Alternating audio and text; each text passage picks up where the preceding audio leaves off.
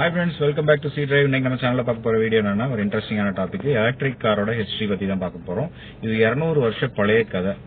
இப்போ நீங்க எங்க பார்த்தாலும் எலக்ட்ரிக் கார் பத்தி தான் பேசுறாங்க. Tesla, BYD, Tata EV, Mahindra EV.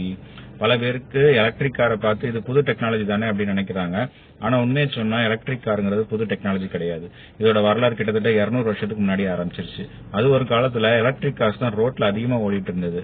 ஆனா பிறகு என்னாச்சு, ஏன் மறைஞ்சு போச்சு, இப்ப எப்படி மறுபடியும் வந்திருக்கு, இதெல்லாம் நம்ம இன்னைக்கு பார்க்க போறோம். வாங்க வீடியோக்குள்ள போலாம். ஆரம்பம் எப்படி நடந்துச்சு? 1830களில் நடந்த விஷயம் இது. அந்த காலத்துல நம்ம இப்ப பாக்குற மாதிரி காசு கூட சரியா கிடையாது. அப்போ சில விஞ்ஞானிகள் பேட்டரியை வச்சு வண்டி ஓட்ட முடியுமா அப்படின்னு யோசிக்க ஆரம்பிச்சாங்க. அப்படி உருவாக்கப்பட்டதுதான் முதல் எலக்ட்ரிக் வெஹிக்கிள். ஆனா ஒரு பெரிய பிரச்சனை இருந்துச்சு. அந்த காலத்துல ரீசார்ஜபிள் பேட்டரி கிடையாது. பேட்டரி காலியானதும் வேலை முடிஞ்சது, மறுபடியும் சார்ஜ் பண்ண முடியாது. அதனால அந்த முயற்சி பெருசா வெற்றி பெறவில்லை. பேட்டரி டெக்னாலஜி வந்த பிறகு கொஞ்சம் வருஷம் கழிச்சு ரீசார்ஜபிள் பேட்டரி கண்டுபிடிச்சாங்க. அப்பதான் எலக்ட்ரிக் வெஹிக்கிள் உலகத்துக்கே ஒரு நம்பிக்கை வந்துச்சு. இப்ப பேட்டரி காலியானாலும் சார்ஜ் பண்ணி மீண்டும் நம்ம பயன்படுத்தலாம். இதனால எலக்ட்ரிக் வெஹிக்கிள்ஸ் மெதுவாக வளர ஆரம்பிச்சது. ஒரு காலத்துல EV தான் கிங். இப்போ நான் சொல்ல போற விஷயம் உங்களுக்கு கண்டிப்பா ஆச்சரியமா இருக்கும். 1900 அதாவது 1900 அந்த காலகட்டத்துல அமெரிக்காவில் எலக்ட்ரிக் கார்ஸ் தான் ரொம்ப பிரபலமா இருந்துச்சு. ஆமா ஃப்ரெண்ட்ஸ், பெட்ரோல் காசை விட எலக்ட்ரிக் கார்ஸோட வரவேற்பு ரொம்ப ஜாஸ்தியா இருந்துச்சு. ஏன் தெரியுமா? அந்த கால பெட்ரோல் காசை ஸ்டார்ட் பண்ணணும்னா ஒரு பெரிய ஹேண்டில் கையால சுத்தணும். அது ரொம்ப கஷ்டம். சில நேரத்துல கைக்கு கூட காயம் ஏற்படுறதுக்கு வாய்ப்பு இருந்தது. ஆனா எலக்ட்ரிக் கார்ஸ்ல சுவிட்ச் ஆன் பண்ணா போதும், சத்தமே இல்லாம ஓடும். இப்ப நம்ம EVல பாக்குற அதே விஷயம் தான். அதனால நிறைய பேர் எலக்ட்ரிக் கார்ஸ் வாங்க ஆரம்பிச்சாங்க. பணக்காரர்களின் ஃபேவரட்டான கார். அந்த காலத்துல எலக்ட்ரிக் கார்ஸை நிறைய பணக்காரங்க பயன்படுத்துறாங்க. காரணம் என்னன்னா அது ஓட்டுறதுக்கு சுலபம், கியர் மாத்துறதுக்கு அவசியம் இல்ல, இன்ஜின் சத்தம் கிடையாது, அதிர்வு கிடையாது, கம்ஃபர்டபுளா இருந்துச்சு. அதனால எலக்ட்ரிக் கார் ஒரு லக்ஸரி காராவே அந்த காலத்துல பார்க்கப்பட்டுச்சு. அப்புறம் என்னாச்சு, எல்லாம் நல்லா போயிட்டு இருந்த சமயத்துல ஒரு பெரிய மாற்றம் வந்தது. 1908ல ஃபோர்ட் நிறுவனம் ஒரு கார் அறிமுகப்படுத்தினாங்க. அதுதான் மாடல் T. இந்த கார் வந்த பிறகு கார் இண்டஸ்ட்ரி கம்ப்ளீட்டா மாறி போச்சு. ஏன்னா இந்த கார் ஆயிரக்கணக்கில் தயாரிக்க ஆரம்பிச்சாங்க. இதனாலே அதோட விலை குறைஞ்சது. சாதாரண மக்களும் வாங்க ஆரம்பிச்சாங்க. எலக்ட்ரிக் கார்ஸோட விலை ரொம்ப அதிகம், பெட்ரோல் காசோட விலை குறைவு. மக்கள் எதை தேர்வு பண்ணுவாங்க? இயற்கையாவே பெட்ரோல் காசை ரொம்ப தேர்வு பண்ண ஆரம்பிச்சாங்க. பெட்ரோல் காசுக்கு இன்னொரு பெரிய அட்வான்டேஜ், அதே நேரத்துல உலகம் முழுசும் பெட்ரோல் ஸ்டேஷன் அதிகமா ஓபன் பண்ணாங்க.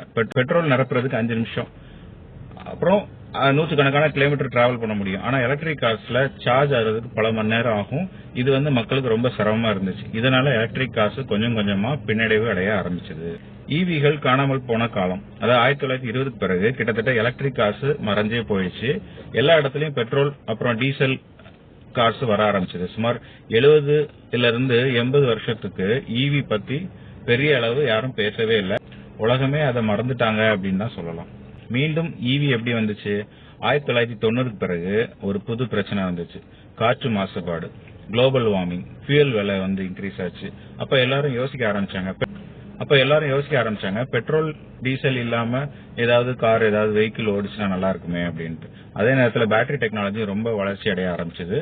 புதுசா லித்தியம் அயன் பேட்டரிஸும் மார்க்கெட்டுக்கு வந்துச்சு. இதுதான் EV உலகத்துக்கு புது உயிர் கொடுத்ததுன்னே சொல்லலாம். டெஸ்லா வந்த பிறகு இன்னொரு முக்கியமான விஷயம், பல பேருக்கு EVனாலே ஸ்லோ வெஹிக்கிள்ங்கிற ஒரு எண்ணம் இருந்துச்சு. அதை மாத்தினது டெஸ்லா தான். டெஸ்லா காமிச்சது என்ன? எலக்ட்ரிக் கார்ஸ் கூட ஸ்போர்ட்ஸ் கார் மாதிரி வேகமா போக முடியும், லாங் டிஸ்டன்ஸ் போக முடியும், ஸ்டைலிஷாவும் இருக்க முடியும். அதுக்கு பிறகு உலகம் முழுசும் EVனாலே ஆர்வம் ரொம்ப அதிகமாயிடுச்சு. இந்தியாவிலும் EVயோட வளர்ச்சி. இந்தியால ஆரம்பத்துல EVகள் அதிகமா கிடையாது. ஆனா இப்போ நிலைமை வேறு. சார்ஜிங் ஸ்டேஷன் அதிகமா இருக்குது, பேட்டரி டெக்னாலஜியும் முன்னேறிட்டே வருது, ரன்னிங் காஸ்ட் ரொம்ப கம்மியா இருக்குது. அதனால நிறைய பேர் EV வாங்க ஆரம்பிச்சிருக்காங்க. இன்னைக்கு டாடா, மஹேந்திரா, BYD, MG போன்ற கம்பெனிஸ் பல எலக்ட்ரிக் கார்ஸை உருவாக்கிட்டு இருக்காங்க. அது நம்ம நேரடியாவே பார்த்துட்டு இருக்கோம். ஒரு சின்ன சிந்தனை ஃப்ரெண்ட்ஸ், 200 வருஷத்துக்கு முன்னாடியே எலக்ட்ரிக் கார் உருவாக்குனாங்க. ஆனா பேட்டரி டெக்னாலஜி இல்லாதனால அது பெருசா வெற்றி பெறல. இன்னைக்கு அதே டெக்னாலஜி உலகத்தையும் மாற்ற ஆரம்பிச்சிருக்கு. அதனால சில நேரத்துல ஒரு ஐடியா தோல்வி அடைஞ்சாலும் அது தவறான ஐடியா அப்படின்னு கிடையாது. அதற்கான காலம் இன்னும் வரல அப்படிங்கிற மாதிரி தான் நம்ம எடுத்துக்கணும். ஏன்னா எலக்ட்ரிக் காருக்கும் அப்படிதான் நடந்துச்சு. சோ ஃப்ரெண்ட்ஸ், எலக்ட்ரிக் கார்னா புது டெக்னாலஜி கிடையாது, 200 வருஷம் பழைய கனவு.